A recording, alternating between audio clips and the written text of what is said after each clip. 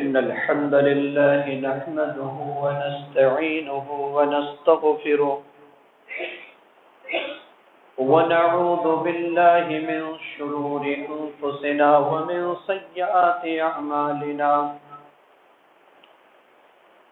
من يهده الله فلا مضل له ومن يضلل فلا هادي له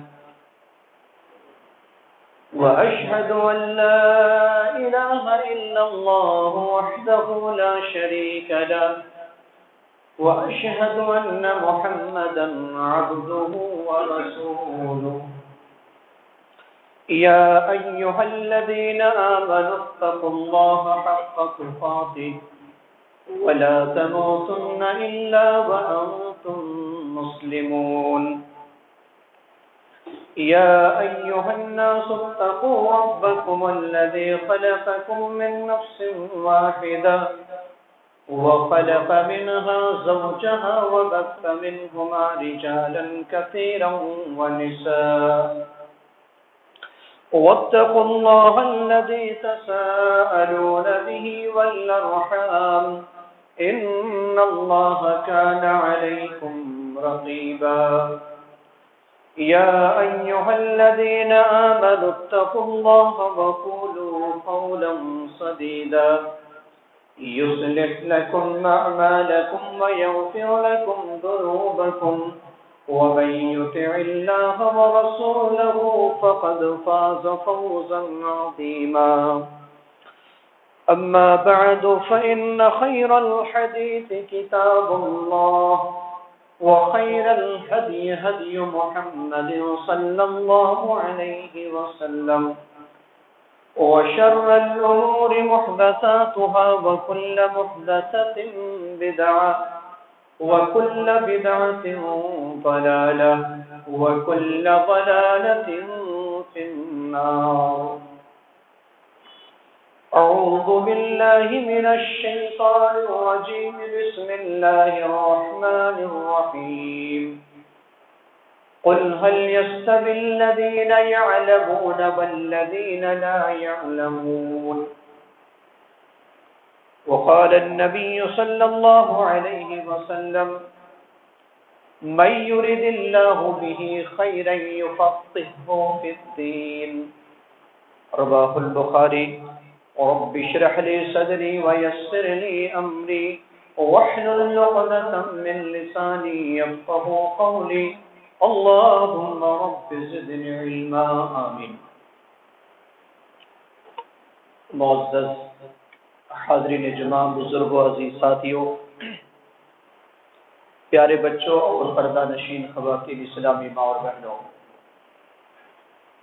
میں نے خطبہ مسنونہ کی بات سورہ زمر کی آیت نمبر 9 اور صحیح بخاری کی 71 نمبر کی حدیث پڑھی ہے۔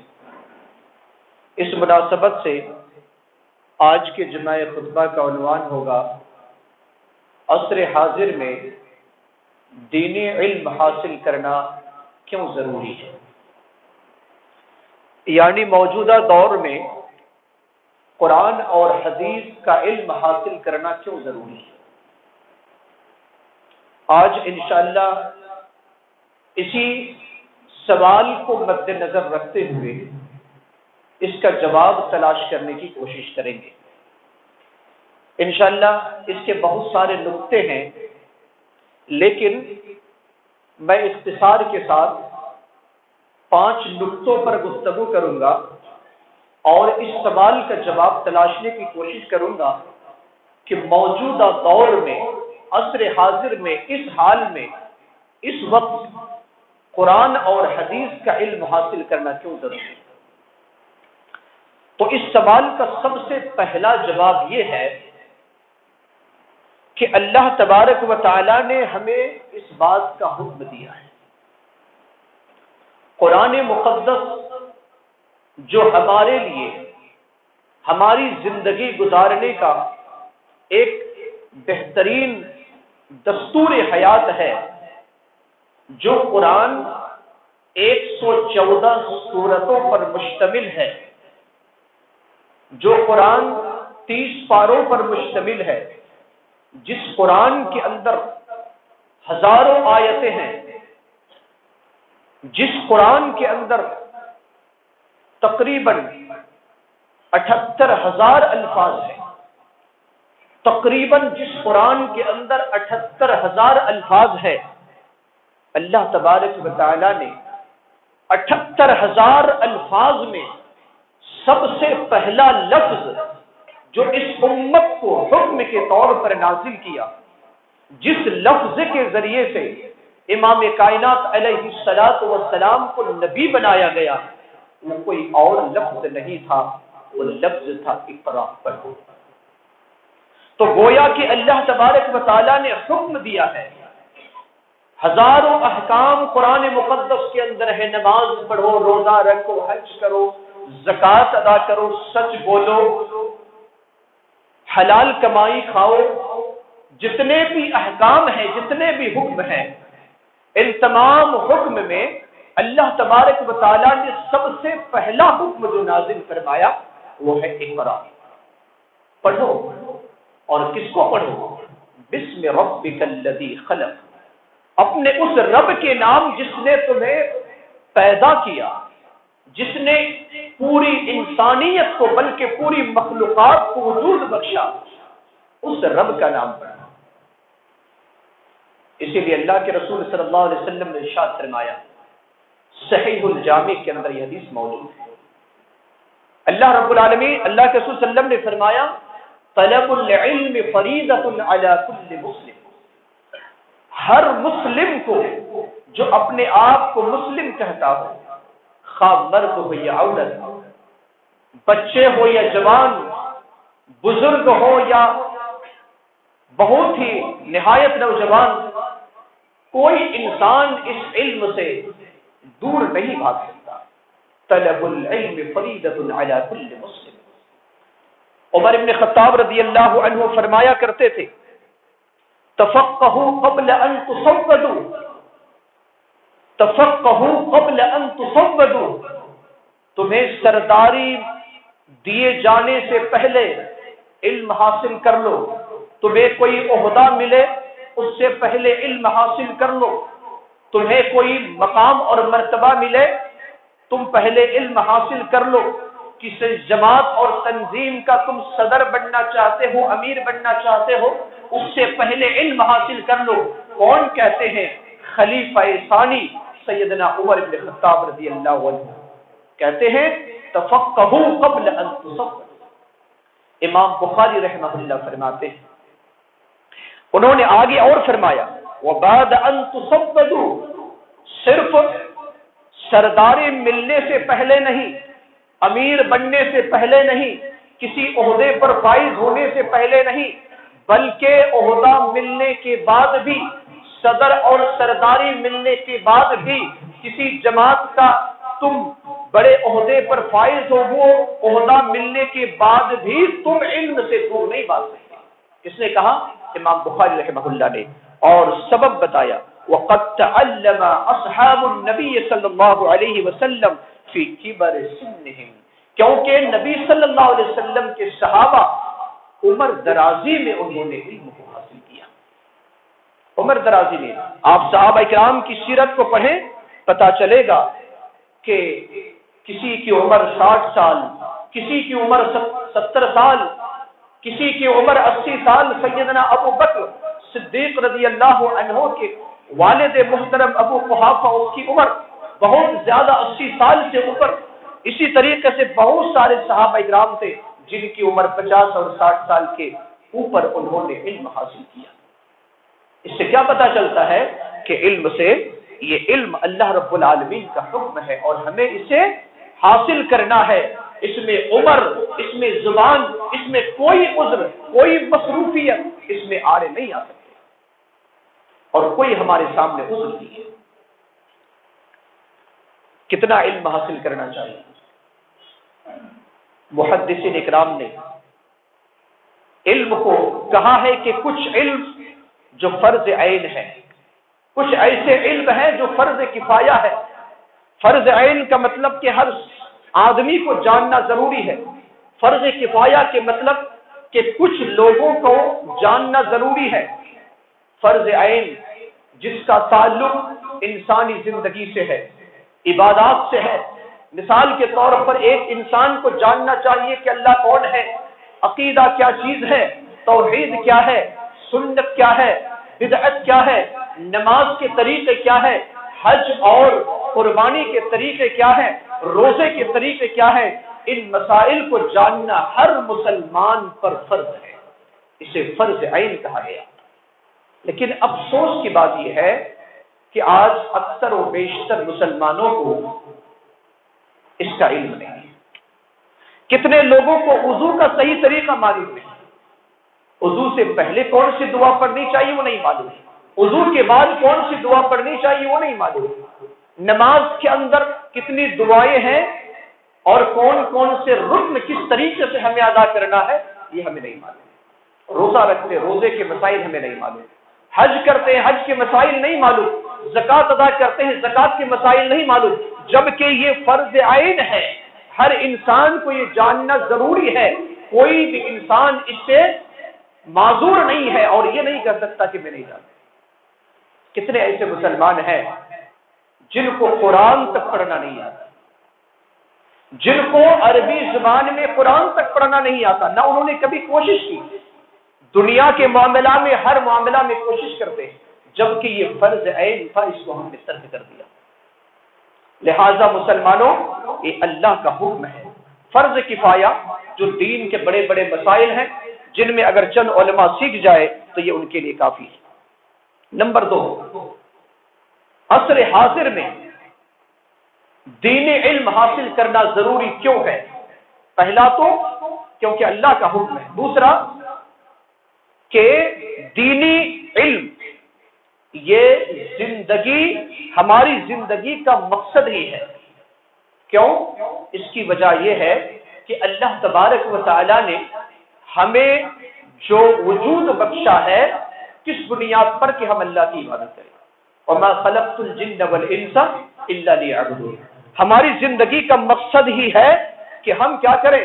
اللہ کی عبادت کریں. اور عبادت کیسے کریں؟ اللہ کو ذکر کیسے کریں؟ اللہ تبارک و تعالی نے سورہ بقرہ 239 نمبر آیت میں فرمایا فَاذْكُرُوا اللَّهَ كَمَا عَلَّمَكُم مَّا لَمْ تَكُونُوا تَعْلَمُونَ. اسی طرح ذکر کرو، اللہ کی عبادت اسی طرح کرو جس طرح اللہ نے سکھایا ہے جو تم نہیں جانتے. آج کتنے ایسے آزاد خیال کے مسلمان ہیں، آزاد خیال کے مسلمان ہیں. سوشل میڈیا کا زمانہ ہے، کچھ اس میں بہت سارے تنظیموں کی طرف سے لوگوں کو مسلمانوں کو بدنام کرنے کی کوشش بھی کی جاتی ہے. لیکن کچھ مسلمان جو آزاد خیال کے ہیں وہ یہ سمجھتے ہیں کہ ہم نماز بھی پڑھ لیں گے پوجا بھی کر لیں گے، ہم نماز بھی پڑھ لیں گے پوجا بھی کر لیں گے. کتنے ایسے مسلمان ہیں جو غیروں کے تہوار میں اپنے اسٹیٹس پر موبائل کا جو واٹس ایپ ہوتا ہے اسٹیٹس اس میں غیر مسلموں کو مبارکبادی کے الفاظ لکھے جاتے ہیں. یہ آزاد خیال مسلمان ہوتے ہیں اور یہ سمجھتے ہیں جائز ہے. یعنی آپ جو پوجا کر رہے ہیں آپ کو میں مبارکبادی دے رہا ہوں، اس سے میں ایگری کر رہا ہوں، میں اس سے راضی ہوں، جبکہ اس معاملہ میں کوئی مصالحت نہیں ہے.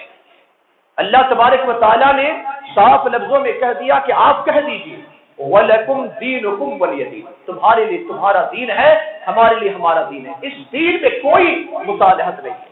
لیکن کتنے ایسے آزاد خیال مسلمان ہیں جو مسلمان مسجد میں بھی آتے ہیں اور ان کے تہوار میں بھی جاتے ہیں، جبکہ اللہ تبارک و تعالیٰ نے ہمیں بتلایا ہے کہ تمہاری تخلیق کا مقصد صرف اللہ کی عبادت ہے اور اسی طریقے سے عبادت ہے جس طریقے سے اللہ نے تمہیں سکھایا ہے.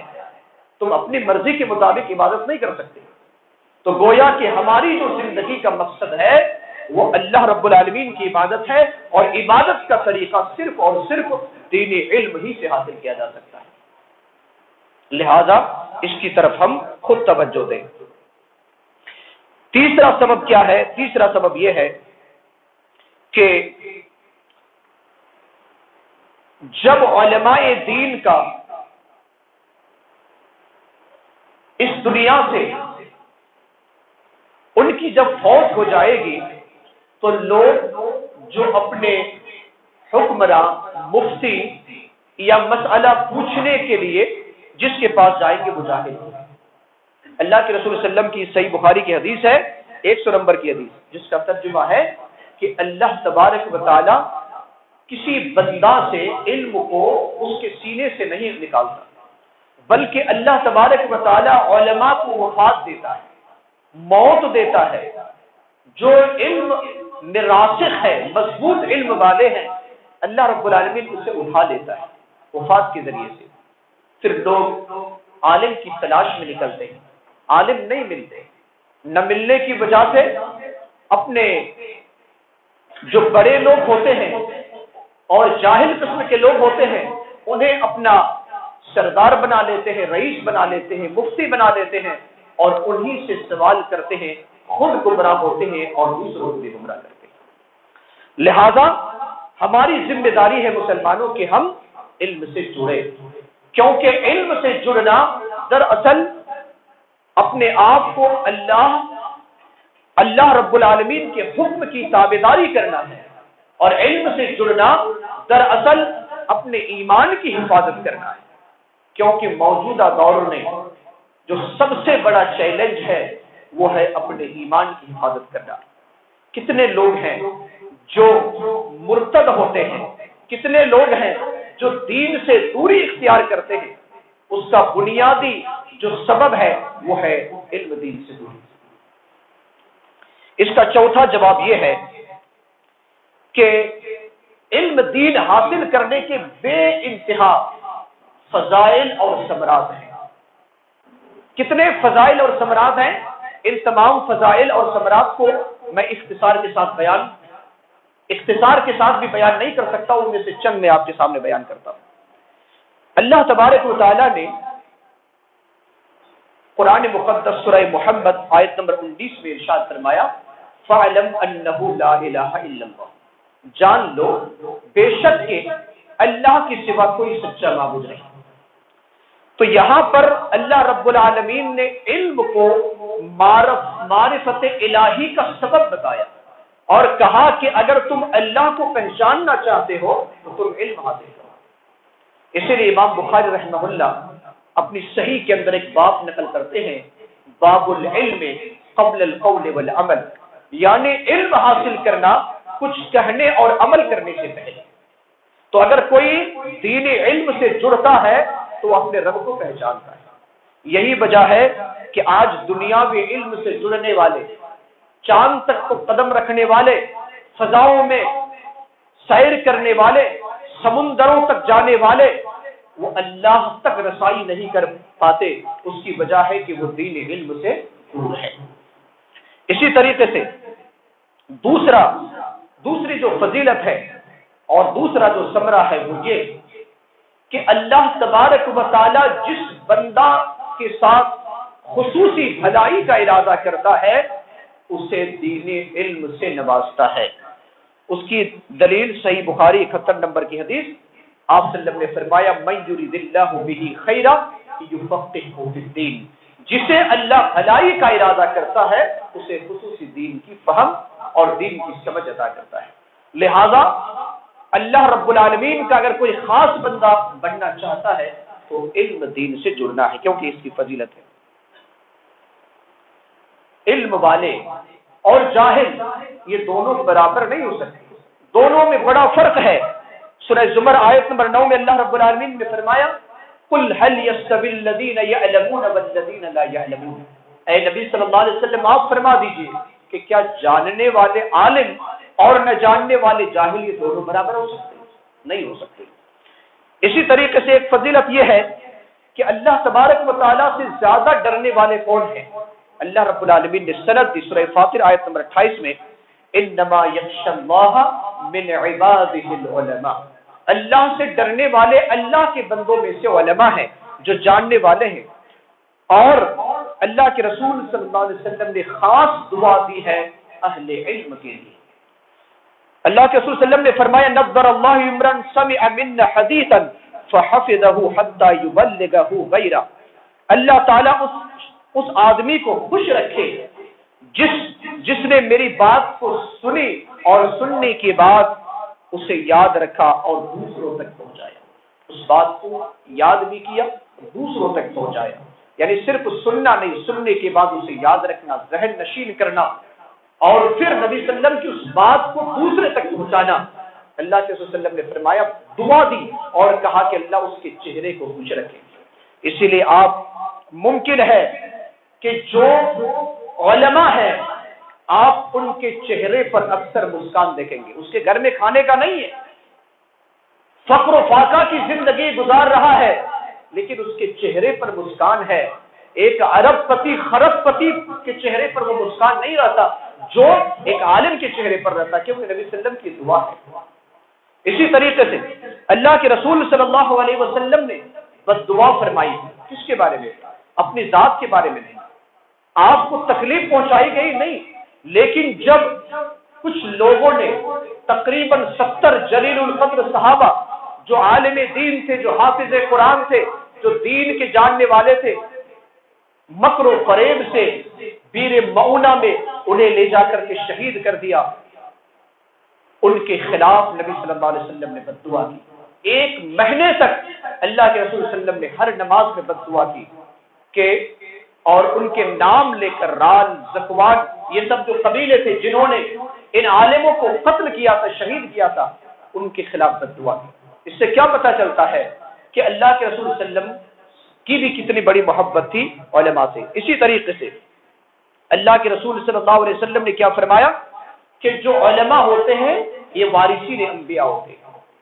آج اگر کسی کا دادا بڑے عہدے پر گزر گئے ہیں تو ہم فخریہ انداز میں کہتے ہیں کہ میرا دادا ہے، میں فلاں کا بیٹا ہوں، میرا دادا فلاں ہے، یا میرا دادا فلاں تھا. اب اس کی طرف نسبت کرتے ہیں. کبھی آپ نے سوچا ہے کہ جو انسان علم سے جڑتا ہے، اللہ کے رسول صلی اللہ علیہ وسلم فرماتے ہیں کہ وہ میرے وارث ہے. کس کے وارث ہے؟ میرے وارث ہے، انبیاء کے وارث. ان العلماء ورثۃ الانبیاء. آپ صلی اللہ علیہ وسلم نے فرمایا کہ انبیاء کے وارث اگر کوئی ہے تو وہ علماء ہے. اور انبیاء دینار اور درہم چھوڑ کر نہیں جاتے، سونے اور چاندی کے سکے چھوڑ کر نہیں جاتے، بلکہ وہ تو علم کو چھوڑ کر جاتے ہیں. آپ نے فرمایا فمن اخذہ اخذ بحد وافر. جس نے اس علم کو حاصل کر لیا بہت بڑا حصہ کو حاصل کر لیا. اس کے علاوہ بہت سارے فضیلتیں ہیں. اللہ کے رسول صلی اللہ علیہ وسلم نے ایک اور فضیلت جو بتلائی ہے وہ یہ کہ اگر کوئی انسان علم دین کی تلاش میں نکلتا ہے، اللہ کے رسول صلی اللہ علیہ وسلم کیا فرماتے؟ من سلک طریقا یلتمس فیہ علما سہل اللہ بہ طریقا الی الجنہ. یہ صحیح مسلم کی حدیث ہے. آپ صلی اللہ علیہ وسلم نے فرمایا کہ جو انسان دین علم حاصل کرنے کے لیے نکلتا ہے، اللہ رب العالمین اس بندہ کے لیے جنت کا راستہ آسان کر دیتا ہے. کون نہیں چاہتا کہ ہمارے لیے جنت کا راستہ آسان ہو؟ جنت بہت مشکل اور دشوار گزار گھاٹیوں سے گزر کر جانا پڑتا ہے، لیکن اللہ تبارک و تعالیٰ دین علم سے جڑنے کے لیے اور اس سبب اللہ تبارک و تعالیٰ اس جنت کے راستہ کو آسان کر دیتا ہے. کوئی ایسا عمل جو انسان کو اپنی زندگی میں کر کے جانا چاہیے تاکہ اس کا اجر اور ثواب قیامت تک جاری رہے. اللہ کے رسول صلی اللہ علیہ وسلم نے فرمایا اذا مات الانسان انقطع عنه عمله الا من ثلاثه الا من صدقه جاريه او علم ينتفع به او ولد صالح يدعو له. جب انسان کی وفات ہو جاتی ہے سارے اعمال بند ہو جاتے ہیں سوائے 3 اعمال کے. ان میں سے ایک وہ علم جس کے ذریعے سے فائدہ اٹھایا جائے، فائدہ حاصل کیا جائے. اس علم کا اگر آپ نے علم کو سیکھا ہے اور آپ نے کسی کو سکھایا ہے، پھر اس نے کسی کو سکھایا، پھر اس نے کسی کو سکھایا، قیامت تک اس کا سلسلہ جاری رہے گا. لہذا دین علم کا حاصل کرنا مسلمانوں اس وجہ سے ضروری ہے کہ اس کے فضائل اور اس کے ثمرات بہت بہتر ہے. اس کے علاوہ بھی بہت سارے فضائل ہیں جن کی طرف میں نہیں جانا چاہتا ہوں۔ اس کا ایک سبب یہ ہے کہ دین علم سے غفلت یہ باعث نقصان ہے۔ اگر ہم دین علم سے دوری اختیار کرتے ہیں تو یہ ہمارے لیے نقصان ہے۔ کیوں نقصان ہے؟ اس کی وجہ یہ ہے، اللہ تبارک و تعالیٰ نے سورہ زمر سورہ روم آیت نمبر 7 میں فرمایا یعلمون ظاہرا من الحیات الدنیا وهم عن الآخرۃ هم غافلون، کہ دنیاوی زندگی کے معاملات میں تو اسے کچھ معلوم ہے، ظاہری دنیاوی زندگی کے بارے میں انہیں تو معلوم ہے، لیکن آخرت سے وہ کیا ہے؟ بالکل غافل ہیں۔ اور غفلت میں پڑے رہنے کی وجہ اور سبب یہ ہے کہ وہ دینی علم سے دور ہے۔ اسی طریقے سے اللہ کے رسول صلی اللہ علیہ وسلم نے فرمایا ان اللہ تعالی یقبض کل عالم بالدنیا جاہل بالآخرہ۔ صحیح الجامع کے اندر یہ حدیث موجود ہے کہ اللہ تبارک و تعالی ہر اس بندہ سے نفرت کرتا ہے جو دنیاوی اعتبار سے جاننے والا ہو لیکن آخرت کے اعتبار سے جاہل ہو۔